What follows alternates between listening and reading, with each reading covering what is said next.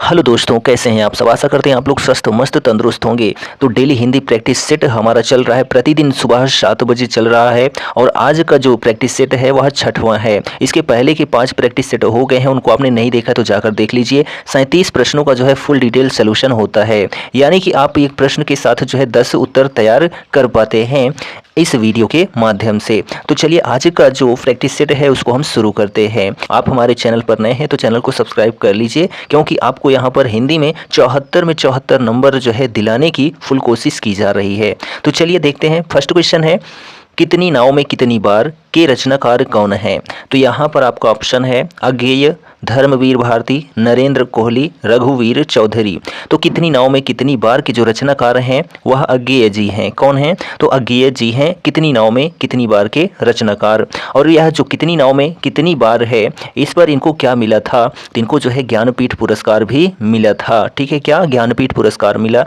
अज्ञेय जी को कितनी नाव में कितनी बार के लिए। और वह भी कब मिला था? तो जो है 1978 में मिला था। कब मिला था? तो 1978 में मिला था। अज्ञेय जी की अन्य रचना की यदि हम बात करते हैं तो जो अज्ञेय जी की महत्वपूर्ण रचनाएं हैं उनमें उपन्यास की हम बात करें, ठीक है, उपन्यास। तो उपन्यास जो इनके हैं, शेखर एक जीवनी, नदी के द्वीप, 12 खंभा, ठीक है, ये इनके उपन्यास हैं।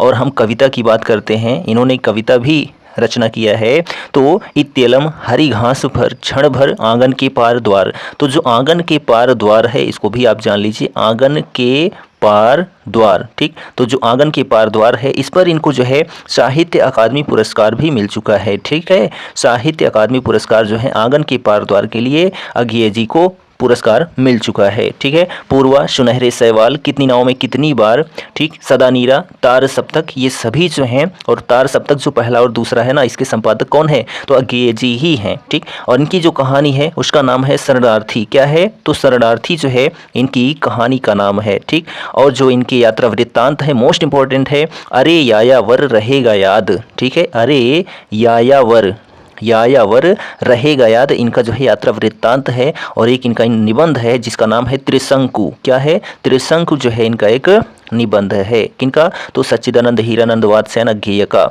यहाँ पर देखिए जो दूसरे लेखक या कवि हैं धर्मवीर भारती जी हैं। इनकी हम महत्वपूर्ण रचना की बात करते हैं तो इन्होंने उपन्यास में लिखा है, मोस्ट इंपॉर्टेंट उपन्यास है कनुप्रिया। ठीक है, क्या लिखा है? तो कनुप्रिया लिखा है, ठंडा लोहा लिखा है। और मोस्ट इंपॉर्टेंट रचना है अंधा युग। ठीक है, कौन सी रचना? अंधा युग है। ठीक, गुनाहों का देवता मोस्ट इंपॉर्टेंट रचना है। सूरज का 7वां घोड़ा, यह भी मोस्ट इंपॉर्टेंट रचना है धर्मवीर भारती जी की। ठीक, और निबंध में बात करते हैं तो इनके जो निबंध हैं उनमें ठेले पर हिमालय मोस्ट इंपॉर्टेंट रचना है। ठीक, और कहानी इन्होंने लिखा है चांद और टूटे हुए लोग। और नाटक में लिखा है नदी प्यासी थी। ठीक है, किसने? तो धर्मवीर भारती जी ने। नरेंद्र कोहली की हम बात करते हैं, इनकी जो रचनाएं हैं गणतंत्र का गणित, ठीक है, गणतंत्र का गणित और अभ्युदय। ठीक है, अभ्युदय लिखा है इन्होंने। और यह जो अभ्युदय है 2 पार्ट में है, यानी भाग 1 और भाग 2, अलग अलग दोनों रचनाएं हैं। ठीक है, और नमक का कैदी मोस्ट इंपॉर्टेंट रचना है। नमक का कैदी जो है इनकी एक महत्वपूर्ण रचना है। रघुवीर चौधरी की बात करते हैं तो इनकी जो एक प्रमुख रचना है वह है रुद्र हिमालय। क्या है? रुद्र हिमालय जो है रुद्र महालय, यह जो है इनकी एक प्रसिद्ध रचना है जिस पर इनको जो है ज्ञानपीठ पुरस्कार मिल चुका है। और यह जो रघुवीर चौधरी हैं यह एक गुजराती उपन्यासकार हैं। ठीक है, चलिए अब बात करते हैं यहाँ पर दूसरे प्रश्न की। तो ध्यान दीजिए कि भारत में किस वर्ग के अंतर्गत शामिल है। तो यहाँ पर ऑप्शन है राजभाषा, राष्ट्रभाषा, काव्य भाषा, तकनीकी भाषा। तो यहाँ पर न तकनीकी भाषा है, काव्य भाषा तो है, लेकिन यहाँ पर जो है काव्य भाषा में खड़ी बोली, व्रज भाषा, इन दोनों का प्रयोग होता है।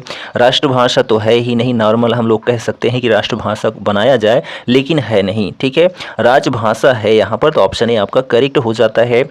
जो संविधान का अनुच्छेद 343 है, इसमें कहा गया है कि जो हिंदी है वह हमारे देश की राजभाषा होगी। देवनागरी लिपि हिंदी जो हमारे देश की राजभाषा होगी, न कि राष्ट्रभाषा। यह अनुच्छेद 343 में कहा गया है। तो यहाँ ऑप्शन ए आपका करेक्ट हो जाता है। ठीक है, चलिए अगला प्रश्न है, इनमें से कौन सा शब्द तत्सम शब्द है।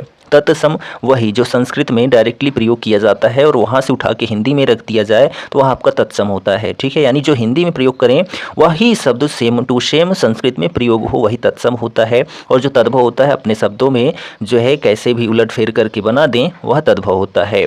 तो यहाँ पर ऑप्शन है मेघ, जेठ, ठेस या फिर जो है भंवरा। तो यहाँ पर जो तत्सम शब्द है वह है मेघ। ऑप्शन ए आपका करेक्ट हो जाता है। ठीक है, तो यहाँ पर जो जेठ है इसका तत्सम होता है ज्येष्ठ। क्या होता है? तो ज्येष्ठ होता है। ठीक है, और यहाँ पर जो भंवरा है इसका तत्सम क्या होता है? तो भ्रमर होता है। क्या होता है? भ्रमर होता है। ठीक, चलिए अगला प्रश्न है यहाँ पर कि व्याप्त शब्द का जो है विलोम कौन सा होगा? व्याप्त का जो होता है, व्याप्त का मतलब पाया गया और अव्याप्त का मतलब जो है खोया गया, यानी कि वहाँ पर उपलब्ध नहीं है। तो यहाँ ऑप्शन जो आपका सी बनता है ना वह करेक्ट हो जाता है। ठीक, चलिए नेक्स्ट क्वेश्चन है कि संस्कृति के 4 अध्याय किसकी रचना है? तो यहाँ पर ऑप्शन है श्याम नारायण पांडे, सुभद्रा कुमारी चौहान, रामधारी सिंह दिनकर या फिर जो है जयशंकर प्रसाद। तो संस्कृति के 4 अध्याय जो है वह रामधारी सिंह दिनकर जी की रचना है। किनकी? रामधारी सिंह दिनकर जी की रचना है संस्कृति के 4 अध्याय, जिस पर क्या इनको मिल चुका है? तो साहित्य अकादमी पुरस्कार मिल चुका है। ठीक है, क्या मिल चुका है? तो वो साहित्य अकादमी पुरस्कार जो है रामधारी सिंह दिनकर जी को मिल चुका है संस्कृत के 4 अध्याय के लिए। और इनकी एक उर्वशी रचना है। कौन सी रचना है? उर्वशी रचना है, जिस पर इनको जो है ज्ञानपीठ पुरस्कार मिल चुका है। ठीक है, क्या मिल चुका है? तो ज्ञानपीठ पुरस्कार मिल चुका है। वह भी दूसरे ऐसे हिंदी कवि हैं जिनको ज्ञानपीठ पुरस्कार मिला था। कब मिला था? तो 1972 में मिला था। ठीक है, कब मिला था? 1972 में इनको ज्ञानपीठ पुरस्कार मिला था। किनको? दिनकर साहब को। ठीक, अब दिनकर जी की हम रचना की बात करते हैं तो जो है इन्होंने लिखा है कविता में। ठीक है, कविता में रेणुका, हुंकार, रसवंती, कुरुक्षेत्र, रश्मि रथी, नीम के पत्ते, उर्वशी, कलम, आज उनकी जय बोल। ठीक है, संस्कृत के 4 अध्याय, ये सभी रचनाएं, सीपी और शंख, परशुराम की प्रतीक्षा और हरे को हरिनाम। ठीक है, हारे को हरिनाम, ये सभी रचनाएं किनकी हैं? तो रामधारी सिंह दिनकर जी की रचनाएं हैं। अब यहाँ पर हम बात करें किनकी? तो श्याम नारायण पांडे की। श्याम नारायण पांडे की जो रचनाएं हैं, हल्दी घाटी मोस्ट इंपॉर्टेंट रचना है। ठीक है, कौन सी? हल्दी घाटी जो है इनकी एक महत्वपूर्ण रचना है। जौहर, तुमुल, रूपांतर, ये सभी जो है इनकी रचनाएं हैं। सुभद्रा कुमारी चौहान की बात करते हैं तो इन्होंने जो है लिखा है मोस्ट इंपॉर्टेंट एक रचना है जिस वजह से यह प्रसिद्ध भी हुई, झांसी की रानी। ठीक है, झांसी की रानी इनकी जो है एक प्रमुख रचना है। बिखरे मोती, त्रिधारा, मुकुल, यह जो है सुभद्रा कुमारी चौहान जी की रचनाएं हैं। जयशंकर प्रसाद की बात करते हैं तो ये बहुत ही मोस्ट इंपॉर्टेंट कवि हो जाते हैं, लेखक हो जाते हैं, क्योंकि इन्होंने बहुत सारी रचनाएं किया है। कविता में इन्होंने लिखा है आंसू, झरना, लहर, ठीक है, प्रेम पथिक और कामायनी। और जो कामायनी है इसके कितने सर्ग हैं? तो 15 सर्ग हैं, जिसमें पहला जो होता है चिंता होता है, आखिरी जो होता है आनंद होता है। किसमें? तो जो कामायनी रचना है किनकी? जयशंकर प्रसाद की। नाटक में स्कंदगुप्त, चंद्रगुप्त, ध्रुव स्वामिनी, जन्मेजय का नाग यज्ञ, राजश्री, अजात शत्रु, विशाख दत्त, एक घूंट, कामना, करुणालय, कल्याणी, परिणय, अग्निमित्र, प्रयाश्चित, सज्जन, यह सभी इनके नाटक हैं। और कहानी में इन्होंने लिखा है छाया, प्रतिध्वनि, आकाशद्वीप, आंधी, इंद्रजाल। ठीक, उपन्यास में इन्होंने लिखा है कंकाल, तितली, इरावती, और जो इरावती है यह एक अपूर्ण रचना है किनकी? जयशंकर प्रसाद जी की। चलिए अगला प्रश्न है कि इनमें से जो है कौन सा शब्द विदेशी है? तो यहाँ पर ऑप्शन देखिए, देशी शब्द कौन सा है? तालाब, खुद, पेड़ या फिर जो है खंड। तो यहाँ पर जो विदेशी शब्द है वह है खुद। क्या है? खुद है। तो यहाँ ऑप्शन बी आपका करेक्ट हो जाता है। ठीक है, यहाँ पर नेक्स्ट क्वेश्चन है 7 नंबर, हिंदी में दूसरा ज्ञानपीठ पुरस्कार पाने वाले साहित्यकार कौन है? तो यहाँ पर ऑप्शन देखिए, सुमित्रा नंदन पंत, रामधारी सिंह दिनकर, अज्ञेय या फिर अमृत राय। तो हिंदी में जो दूसरा ज्ञानपीठ पुरस्कार प्राप्त किया गया था वह रामधारी सिंह दिनकर जी के द्वारा प्राप्त किया गया था। कब किया गया था? तो 1972 में प्राप्त किया गया था उर्वशी रचना के लिए। किसके लिए? तो उर्वशी रचना के लिए इनको ज्ञानपीठ पुरस्कार प्रदान किया गया था। ठीक, और जो हिंदी में पहला पुरस्कार मिला था ज्ञानपीठ पुरस्कार वह 1968 में मिला था। किनको मिला था? तो सुमित्रा नंदन पंत को मिला था। किस रचना पर मिला था? तो चिदम्बरा रचना पर मिला था। ठीक, और तीसरा पुरस्कार जो है 1978 में मिला था। किनको मिला था? अज्ञेय जी को मिला था। किस रचना पर मिला था? तो कितनी नाव में कितनी बार के लिए मिला था। ठीक है, तो यहाँ पर ये तीनों जो है ज्ञानपीठ पुरस्कार प्राप्त करता लेखक या कवि हैं। ठीक है, तो यहाँ पर हम बात करते हैं यदि किनकी? तो रामधारी सिंह दिनकर जी की। ठीक है, तो यहाँ पर ऊपर रचना की चर्चा हो गई है। ठीक, आगे जी की बात करते हैं, यह भी हो गए हैं। अमृत राय की यदि हम बात करते हैं, इनकी जो रचनाएं हैं, कलम का सिपाही मोस्ट इंपॉर्टेंट रचना है। ठीक है, कलम का सिपाही जो कि एक जीवनी है। क्या है? जीवनी है। किन पर है? तो प्रेमचंद्र जी पर है, और इस पर इनको जो है साहित्य अकादमी पुरस्कार भी मिल चुका है। किनको? अमृत राय को। किस रचना पर? तो कलम का सिपाही रचना पर। ठीक, हाथी के दांत, नागफनी का देश, गीली मिट्टी, यह सभी जो हैं किनकी रचनाएं हैं? तो अमृत राय जी की रचनाएं हैं। ठीक है, और यहाँ सुमित्रानंद पंत की बात करते हैं तो चिदम्बरा रचना पर ज्ञानपीठ पुरस्कार, और उसके बाद जो है चाँद का मुँह, चाँद और टूटे हुए लोग। ठीक, कौन सी रचना है?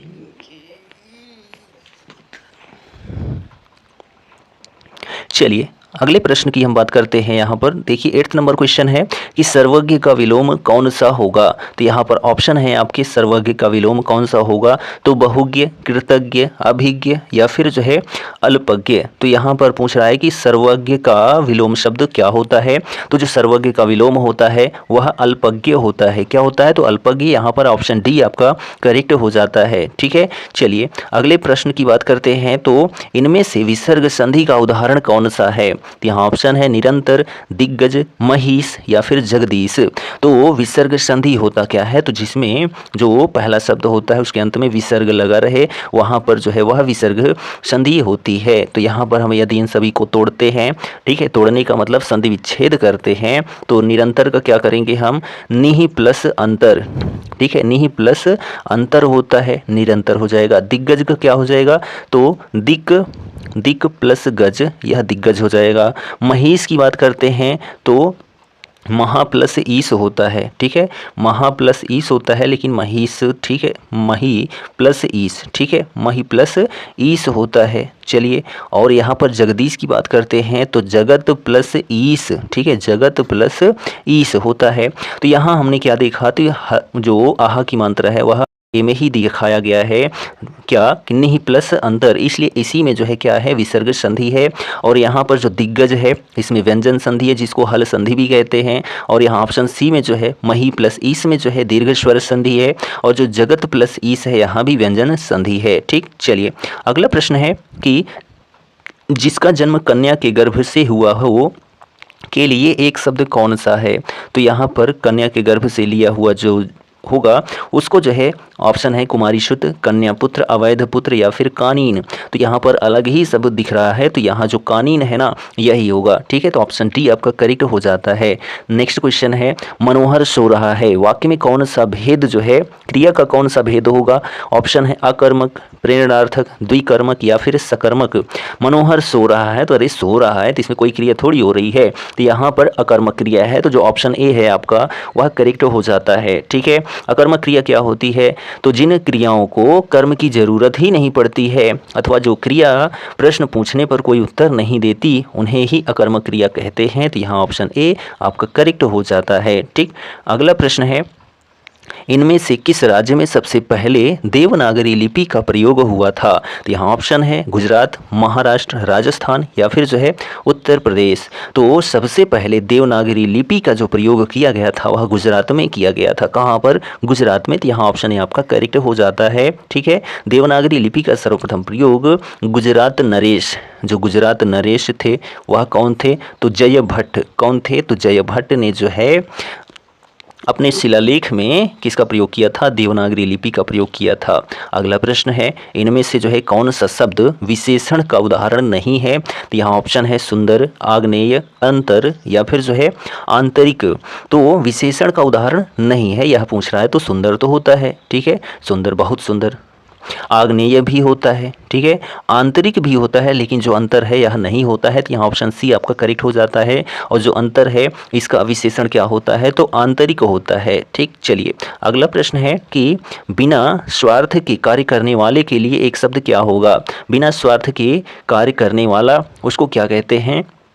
तो निःस्वार्थी कहते हैं। क्या कहते हैं? निःस्वार्थी। तो ऑप्शन जो ए है आपका करेक्ट हो जाता है। ठीक है, पुण्य है जो आत्मा उसको पुण्यात्मा कहते हैं। हित चाहने वाला जो होता है हितैषी होता है। सहायक यानी कि जो सहायता करता है उसको सहायक कहते हैं। चलिए तो यहाँ पर अगला प्रश्न है हिमकिरीटिनी किसकी रचना है? तो यहाँ ऑप्शन देखिए माखनलाल चतुर्वेदी, राहुल सांकृत्यायन, निराला या फिर जो है महादेवी वर्मा। तो हिमकिरीटिनी जो है यह माखनलाल चतुर्वेदी जी की रचना है। किनकी? माखनलाल चतुर्वेदी जी की रचना है। और इनकी रचना की बात करते हैं तो साहित्य देवता, युग चरण, समय के पाँव, यह भी इनकी रचना है। और एक है हिम तरंगिनी। क्या है? तो हिम तरंगिनी जो है इनकी एक रचना है जिस पर इनको साहित्य अकादमी पुरस्कार भी मिल चुका है। ठीक। और यहाँ पर देखिए अगले जो हैं राहुल सांकृत्यायन जी हैं। इनकी यदि हम प्रसिद्ध रचना की बात करते हैं तो मध्य एशिया का इतिहास, घुमक्कड़ शास्त्र, शतमी के बच्चे, वोल्गा से गंगा, मेरी जीवन यात्रा, मेरी तिब्बत यात्रा, मेरी लद्दाख यात्रा, ये सभी जो हैं रचनाएं हैं किनकी? राहुल सांकृत्यायन जी की। मध्य एशिया का जो इतिहास है इस पर इनको जो है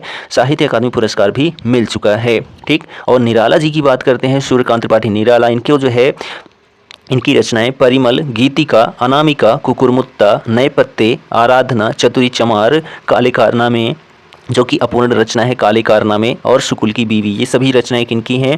तो सूर्यकांत त्रिपाठी निराला जी की रचनाएं हैं। महादेवी वर्मा की बात करते हैं तो सबसे प्रसिद्ध रचना जो है यामा है जिस पर इनको जो है ज्ञानपीठ पुरस्कार भी मिल चुका है। ठीक। और जो ज्ञानपीठ पुरस्कार मिला महादेवी वर्मा जी को, यह पहली हिंदी महिला है, हिंदी भाषा की महिला जिनको ज्ञानपीठ पुरस्कार प्राप्त हुआ था। ठीक है। किनको? महादेवी वर्मा जी को। इनकी जो कविता रचना है निहार, रश्मि, नीरजा, शांत गीत, दीप शिखा और यामा। ठीक। रेखा चित्र इनके हैं पथ के साथी, अतीत के चलचित्र, स्मृति की रेखाएं, मेरा परिवार, और इन्होंने एक निबंध लिखा है श्रृंखला की कड़ियाँ। किसने? तो महादेवी वर्मा जी ने।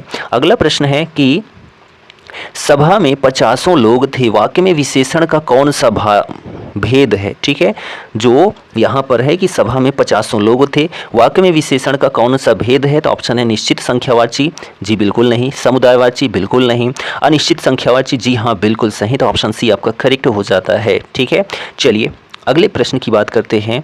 70 नंबर क्वेश्चन है, जहां एक या अनेक वर्णों की एक क्रम में एक बार ही आवृत्ति होती है वहां कौन सा अलंकार होता है? तो यहाँ ऑप्शन है वीपसा, श्लेष, लाटानुप्रास या फिर जो है छेकानुप्रास। तो जो है जहां एक या अनेक वर्णों की एक क्रम में एक बार ही आवृत्ति होती है वहां पर छेकानुप्रास अलंकार होता है। कौन सा? तो छेकानुप्रास अलंकार होता है। तो यहाँ पर जो ऑप्शन नंबर आपका डी है वह करेक्ट हो जाता है। ठीक है। और यहाँ पर यदि हम बात करते हैं जो आपका लाटानुप्रास है या क्या होता है, तो एक शब्द कई बार पर उनके अर्थ एक ही हों वहाँ लाटानुप्रास होता है। और जो श्लेष अलंकार होता है इसमें क्या होता है, जब एक शब्द एक ही बार आए किंतु उसके अर्थ अलग अलग होते हों वहाँ पर श्लेष अलंकार होता है। ठीक। चलिए अगले प्रश्न की बात करते हैं। तो उन्मीलन शब्द का जो है विलोम शब्द क्या होगा?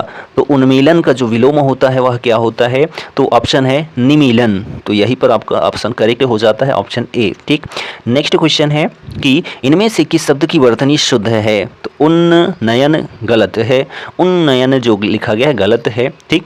उन्नयन यह तो बिल्कुल सही है, उन्नयन गलत है, उन्नयन गलत है। तो यहाँ ऑप्शन बी आपका करेक्ट हो जाता है। अगला प्रश्न है चरण कमल बंदव हरिराई, यानी कि चरण कमल बंदव हरिराई, चरण रूपी कमल की जो है वंदना की जा रही है, चरण रूपी कमल। तो यहाँ पर उपमान का उपमेय पर भेद रहित आरोप है। ठीक है। उपमेय में उपमान का भेद रहित आरोप है, तो इसलिए यहाँ पर कौन सा अलंकार हो जाएगा? तो यहाँ पर जो है रूपक अलंकार हो जाएगा। ठीक है। तो यहाँ ऑप्शन सी आपका करेक्ट हो जाता है। और इसकी जो परिभाषा है किसकी? रूपक की। तो उपमेय में उपमान का भेद रहित आरोप जब होता है तो वहाँ पर रूपक अलंकार होता है, जैसे चरण कमल बंदो हरिराई। और जो उपमा अलंकार होता है समानता का भाव प्रकट होता है। ठीक है। जहाँ पर समानता की जाती है वहाँ उपमा अलंकार होता है। ठीक। और जो श्लेष होता है यहाँ पर क्या होता है, वही कि जब एक शब्द एक ही बार आए किंतु उसके अर्थ कई सारे हों, जैसे पानी गए न उबरे मोती मानो सोन। और जो यमक अलंकार होता है एक शब्द कई बार आता है और उसके अर्थ भी अलग अलग होते हैं, वहाँ पर यमक अलंकार होता है, जैसे काली घटा का घमंड घटा। ठीक। चलिए अगले प्रश्न की बात करते हैं। 21 नंबर है, किस शब्द में उपसर्ग नहीं लगा है? तो यहाँ ऑप्शन है विदेश, अत्यधिक, सुरेश या फिर जो है संयोग। तो विदेश में भी उपसर्ग है वि, अत्यधिक में अति, संयोग में शम, यहाँ पर सुरेश में नहीं लगा है। तो ऑप्शन सी जो आपका है वह करेक्ट हो जाता है। ठीक। चलिए अगला प्रश्न है कि इनमें से जो है तालव्य व्यंजन का उदाहरण कौन सा है? तो तालव्य जो होता है वह चा, छा, जा, झा, इया, यही सब होते हैं। तो यहाँ पर जो हमारा ऑप्शन कौन सा होता है, चा, छा, जा, झा, यानी कि ऑप्शन डी आपका करेक्ट हो जाता है। ठीक है। जो कंठ से होता है ठीक। कंठ से क्या होता है, का से शुरू होता है, का खा गा गंगा, ठीक है। और जो तालव्य होता है वह चा छा जा झा इया, और क्या होता है तो ई या सा भी होता है तालव्य में, ठीक। मूर्धन्य में बात करते हैं यानी कि मूर्धा में बात करते हैं तो इसमें जो है डाइयाँ, ठीक। और जो यहाँ पर दंत होता है, दंत में क्या होता है तो ताथा दधना होता है। और जो ओष्ठ होता है, ठीक है, ओष्ठ में क्या होता है तो पाफा बभा माँ होता है, ठीक। चलिए अगला प्रश्न है यहाँ पर कि मैं चाहता हूँ कि तुम्हारे साथ खेलूँ, यह किस प्रकार का वाक्य है। तो यहाँ पर देखा जाए तो की लगा है मैं चाहता हूँ कि तुम्हारे साथ खेलूँ। तो यहाँ ऑप्शन देखिए निषेध वाक्य, जी बिल्कुल नहीं है, ऐसा कोई कुछ कहा ही नहीं गया है। संयुक्त वाक्य जोड़ा तो गया है लेकिन यहाँ पर एक ही बात हुई है तो यह भी गलत है। सरल वाक्य तो है ही नहीं, मिश्र वाक्य, यहाँ ऑप्शन सी आपका करेक्ट हो जाता है, ठीक। चलिए अगला प्रश्न है कि गिरिधर शब्द में कौन सा समास है। तो गिरिधर का मतलब क्या हुआ, गिरिधर, गिरि यानी पर्वत को, धर का मतलब धारण करने वाला, तो गिरि पर्वत को धारण करने वाला अर्थात कौन हो जाएगा तो जो है कृष्ण भगवान हो जाएंगे। तो यानी तीसरा पद प्रधान है तो इसलिए यहाँ बहुब्रीहि ही समास है, ठीक है। द्विगु समास क्या होता है, संख्यावाची होता है। द्वंद्व समास क्या होता है, एक दूसरे का जो है विलोमार्थी होता है। तत्पुरुष समास के 6 भेद होते हैं। चलिए अगला प्रश्न है यहाँ पर देखिए कि पहला विश्व हिंदी सम्मेलन जो है किस वर्ष संपन्न हुआ था, ठीक है। पहला विश्व हिंदी सम्मेलन जो है वह किस वर्ष संपन्न हुआ था। यहाँ पर ऑप्शन है 1976, 1993, 1975 या फिर जो है 1983। तो जो पहला विश्व हिंदी सम्मेलन है वह 1975 में संपन्न हुआ था, ठीक है। 1975 में कहाँ पर संपन्न हुआ था तो नागपुर में संपन्न हुआ था, नागपुर भारत, ठीक। और इसका जो विषय था वसुधैव कुटुंबकम था, ठीक है। और जो दूसरा विश्व हिंदी सम्मेलन था वह 1976 में संपन्न हुआ था, कहाँ पर हुआ था तो पोर्ट लुइस मॉरिशस में। और जो तीसरा हिंदी विश्व सम्मेलन था वह 1983 में संपन्न हुआ था, कहाँ पर तो नई दिल्ली में, ठीक है। और जो यहाँ पर चौथा विश्व हिंदी सम्मेलन है यह कहाँ पर संपन्न हुआ था तो जो है जो 93 वाला है यह पोर्ट लुइस मॉरिशस में संपन्न हुआ था, ठीक है। और यह जो होता है कितने वर्ष के अंतराल पर होता है तो देखा जाए यहाँ पर 5 वर्ष के अंतराल पर होता है। वैसे तो सही पूछा जाए तो इसमें कोई डेट ही नहीं फिक्स है, ठीक है। और यहाँ पर करंट की यदि हम बात करते हैं यानी कि जो 12वां हिंदी विश्व सम्मेलन है, विश्व हिंदी सम्मेलन 12वां वाला, ये कहाँ पर हुआ था तो 2023 में हुआ था। 15 से लेकर 17 फरवरी तक हुआ था, 15 से लेकर 17 फरवरी 2023 को हुआ था। कहाँ पर तो नाडी फिजी में, कहाँ पर तो नाडी फिजी में जो है इसका आयोजन किया गया था। और इसका जो विषय था हिंदी पारंपरिक ज्ञान से कृत्रिम मेधा तक इसका जो है विषय था। अगला प्रश्न है कि शुद्ध वर्तनी वाला शब्द छांटिए। यहाँ पर ऑप्शन है परीक्षा, परीक्षा गलत है। मुमूर्षु, जी यहाँ पर तो बिल्कुल सही, मुमूर्षु सही है, ठीक है। ये ऑप्शन सी भी गलत है। पराछा ये भी गलत है, तो यहाँ ऑप्शन सी बी आपका करेक्ट हो जाता है, मुमूर्ष, ठीक। तृण पकड़ना मुहावरे का अर्थ क्या है, घास काटना बिल्कुल गलत है, ठीक है। और बिना मतलब का काम करना यह भी गलत है। फूल गुच्छा तैयार करना गलत है। शरण में जाना वही होता है तृण पकड़ना, ठीक है, यानी तिनके का सहारा लेना यानी शरण में जाना। अगला प्रश्न है वह अचानक बोल पड़ा, इस वाक्य में अचानक किस प्रकार का क्रिया विशेषण है। तो यहाँ पर आपके ऑप्शन आते हैं कालवाचक, जी बिल्कुल गलत है, ठीक है। अचानक बोल पड़ा तो रीतिवाचक क्रिया विशेषण, तो यह तो बिल्कुल सही है, ठीक है। और यहाँ पर सी और डी ऑप्शन गलत है। तो यहाँ पर जो है वह अचानक बोल पड़ा, इसमें रीतिवाचक क्रिया विशेषण का प्रयोग किया गया है, ठीक। चलिए अगला प्रश्न है कि रामायण सुंदर रचना है, इस वाक्य में सुंदर किस प्रकार का विशेषण है। तो सुंदर रचना, तो सुंदर रचना यहाँ पर देखा जाए तो रामायण जो पुस्तक है इस पर क्या बताया जा रहा है, इसके गुण को बताया जा रहा है, एक सुंदर रचना है। तो यहाँ पर आ जाएगा आपका गुणवाचक विशेषण, ठीक। चलिए अगला प्रश्न देखिए 30 नंबर क्वेश्चन है कि किसी भाव या शब्द की व्याख्या करने के लिए उस अंश को मूल वाक्य से अलग रखने के लिए किस चिन्ह का प्रयोग किया जाता है, ठीक है। किसी भाव या शब्द की व्याख्या करने के लिए उस अंश को मूल वाक्य से अलग रखने के लिए किस चिन्ह का प्रयोग किया जाता है। तो जी उसका जो प्रयोग किया जाता है वह ब्रैकेट के रूप में किया जाता है। तो यहाँ ऑप्शन बी आपका करेक्ट हो जाता है, कोष्ठक, ठीक। अर्धविराम क्या होता है तो जो ऐसा विराम होता है ना बूंदी, उसके बाद ऐसा जो विराम होता है इसको अर्धविराम कहते हैं। उद्धरण चिन्ह क्या होता है तो उद्धरण चिन्ह जो होता है हम लोग डायरेक्ट इनडायरेक्ट में अधिकतर प्रयोग करते हैं 66 और इधर 99 यानी 99। और जो निर्देशक चिन्ह होता है कैसा होता है, तो यह चिन्ह ऐसा लंबा सा होता है, ठीक है, एक ऐसा सिंगल सा और लंबा सा होता है निर्देशक चिन्ह। चलिए अगला प्रश्न है कि अरुण कमल को किस कृति के लिए साहित्य अकादमी पुरस्कार प्राप्त हुआ था। यहाँ ऑप्शन है अपनी केवल धार, सबूत, उतली में संसार, ठीक है, और ऑप्शन जो डी है नए इलाके में। तो अरुण कमल को जो है ऑप्शन जो डी है नए इलाके में रचना के लिए साहित्य अकादमी पुरस्कार मिला था। किनको? अरुण कमल को नए इलाके में के लिए साहित्य अकादमी पुरस्कार प्राप्त हुआ था। कब? तो 1996 में प्राप्त हुआ था। ठीक, चलिए अगला प्रश्न है इनमें से जो है कौन सी भाषा द्रविड़ भाषा नहीं है।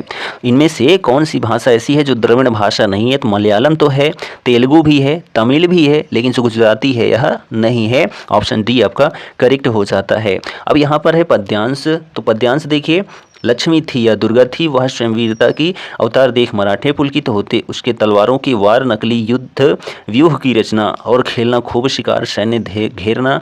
ठीक है, ये जो है क्या है, तो पद्यांश है। लास्ट में हम देखते हैं बुंदेलों हर बेलों के मुँह हमने सुनी कहानी थी, खूब लड़ी मर्दानी वह तो झांसी वाली रानी थी।